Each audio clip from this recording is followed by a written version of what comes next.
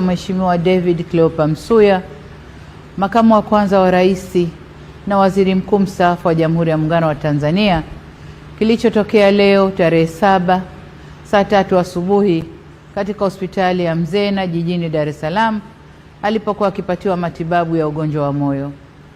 Hayati Cleopa David Msuya ameugua kwa muda mrefu na amekuwa akipatiwa matibabu ndani na nje ya nchi, ikiwemo katika hospitali ya moyo ya Jakaya Kikwete, hospitali ya Mzena na kule jijini London nchini Uingereza.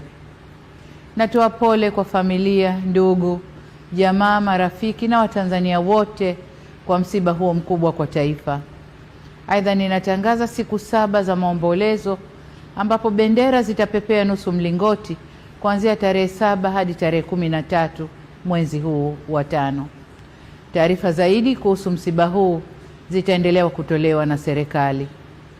Poleni sana Watanzania.